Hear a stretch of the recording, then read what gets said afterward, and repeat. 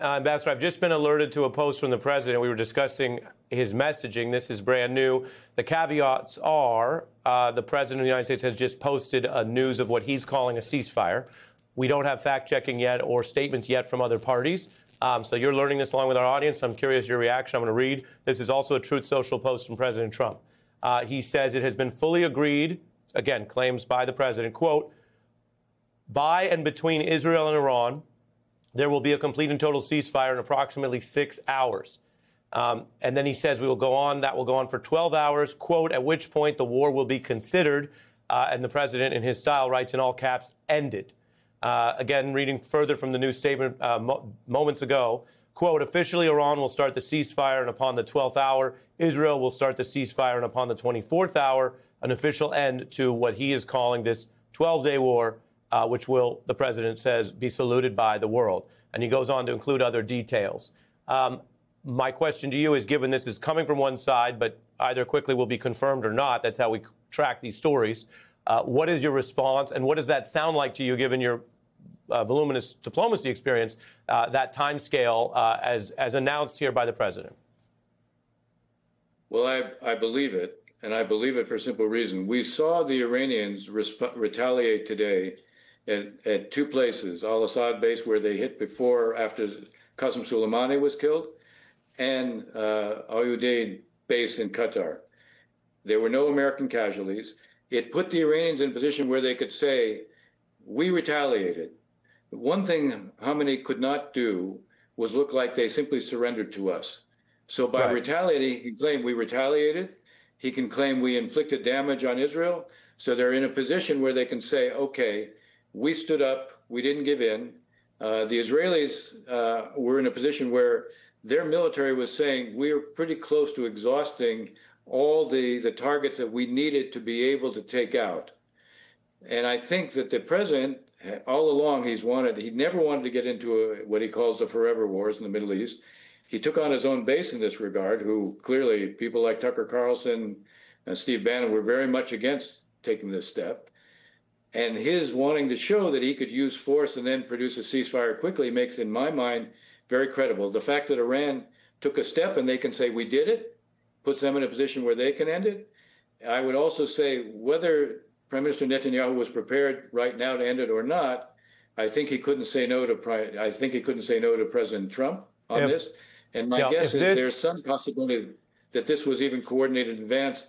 I could see an understanding where the president said to Bibi, we will do this, but after we do it, the war has to end. I wouldn't with an off-ramp ready. So let me ask you, Ambassador, if this ceasefire holds, President Trump, just here in these moments, breaking news, has announced, posting online, a ceasefire, Israel, Iran, U.S. If this ceasefire holds, is durable, is this a significant foreign policy win for the Trump administration? It is, but let's look at it. It is, to be fair, it is. The question will be, how do you translate and turn the ceasefire into something that's enduring? The ceasefire is exactly what it says. You're ceasing fire. Does that mean it can't be resumed? Are there understandings about if Iran begins to try to reconstitute its nuclear program? Are there any understandings there? Is there going to be a negotiation now that basically deals with the future of the Iranian nuclear infrastructure? I mean, the reason that we ended up using force was precisely because the president came to the conclusion that the negotiations that we were conducting with them, which were designed to ensure that there was no enrichment on the Iranian side, he basically came to the conclusion he couldn't achieve that diplomatically. Now, does he believe that's achievable? I suspect that the Iranians will come back. They may make a concession on actually enriching. I think it'll be very hard for them to give up the right of enrichment. I suspect that the face saver for them, just like the face saver of retaliating against Al Udeid base, was to say we did it, the face saver for them will be something like we retain the right to enrich. It will be interesting to see, is there an understanding on that? The larger question here, though, Ari, is we have a ceasefire, which is very significant. Can you translate the ceasefire into what is an understanding on what the future of the Iranian nuclear infrastructure is going to be, what the future of their ballistic missile program is going to be, And what's the relationship between Iran and its proxy network? We're joined by General Barry McCaffrey, retired four-star Army general, MSNBC military analyst. We have a battery of questions for you. We were speaking to someone you know well, Ambassador Ross, who's done a lot of Middle East diplomacy, including leading to ceasefires like this news tonight, if confirmed. So I have many questions for you, but first, your response to what the president says is this ceasefire. Well, look, how wars end is far more long-term consequences than how they begin. On the surface, this is very good news. It's an appropriate time to stop shooting. The Iranians are at the bottom of a barrel. They have no good options, military or political. They have no allies. Most of their population despises the theocratic regime.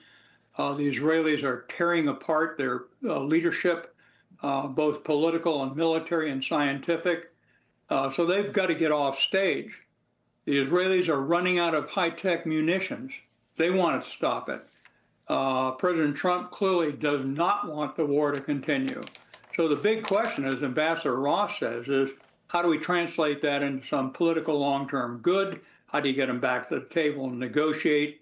And how do you get them to sign a renunciation of seeking a nuclear weapon? How do you get them to say, after 46 years, don't dedicate your national purpose to eliminating Israel? And if all that happens, and there's good possibility it will come out that way, then this has been an enormous change for the better in the Middle East and for U.S. national security. Really interesting to get your, again, first order reaction to that. On the framework, we were just covering how Ambassador Ross, yourself, say this sounds, if durable, like an important, significant step for the United States under the Trump administration, as was apparently the effect of bombing. At the same time, I'm quoting from the president's post on Truth Social, where he recently posted about regime change, and within hours, top people, including the Pentagon chief, were saying no, the opposite, retracting what he posted on Truth Social. Now, in detail, this sounds different. But with that in mind, I want to read to you more of the details, get your background experience on what this sounds like. Regime change is two words. You can throw it out and take it back. This has a level of detail where the president announces that basically 6 hours from now, this would begin. For 12 hours, it will go. And if it holds, it would then be ended. This is a rather lengthy post. I'm going to read the highlights. Officially, I'm reading from this quote, Iran will start the ceasefire, and upon the 12th hour, Israel will start the ceasefire, and upon the 24th hour, that would be the end to the war. So does that timeline sound like other agreements you've seen? What is your reaction to what is a lengthy statement and the details here, which for veracity at least sounds more cooked, more fully baked than some of the Truth Social posts that have recently been walked back? Yeah, well, it sounds like very good news. It sounds like both sides actually will turn the key and stop killing each other. Iran has a lot to lose and a lot to gain. Their economy is in a shambles. Their leadership, a lot of them have been killed in the last few days, few weeks. They are under economic constraints that are asphyxiating their economy. No one's going to come to their aid, not the Chinese, not the Russians. The Sunni Arab countries, principally Gulf Coast states, Saudi Arabia, Egypt, and Jordan, despise them, fear them, and want that nuclear program ended. So I think that the challenge will be this place is an abhorrent, repressive regime. Since 7 October, the demented attack on Israel, it has suffered the loss of most of its leverage. But it's got 46 years of history of hating the existence of Israel and the United States. So there's a long way to go, but this is very good news. And a lot of it, to be blunt, is the product of this daring, largely decisive strike by the United States on 3 nuclear sites. We should not underestimate the fact that this was a multi-billion-dollar, 30-year effort that has been set back substantially. Now, we also got to recognize they took their 900 pounds of 60% enriched HEU and moved it. We ought to assume that's the case. So they won't be out of the nuclear game until there are international inspectors on the ground verifying a signed treaty. You referenced the U.S. action. We're following breaking news of the United States through President Trump online announcing the ceasefire between these two countries. And Israel has been in the thick of it with a lot of the conflict since the October attacks. But this is the announcement between these two. Tell us in plain English, given your military experience, what it means for the U.S. to broker this and announce this in the wake of bombing Iran. Does this imply an off-ramp for U.S. and Iran skirmishes here? Because this language, this new breaking news, does not refer to the status of the conflict between the other side of the two countries here, the U.S. and Iran. Well, I think this is an unambiguous positive development for the Iranians, the Israelis, and us. It was clearly implemented by that magnificent Air Force attack and Navy attack on Iranian nuclear facilities. Without that, it wouldn't have happened. At the time, it surprised me. I thought it was a political disaster for President Trump with his own party, with the voting population, with the Democratic Party, but he executed it. To be honest, I think otherwise we would have continued in aimless discussions while the Iranians continued toward development of a weapon.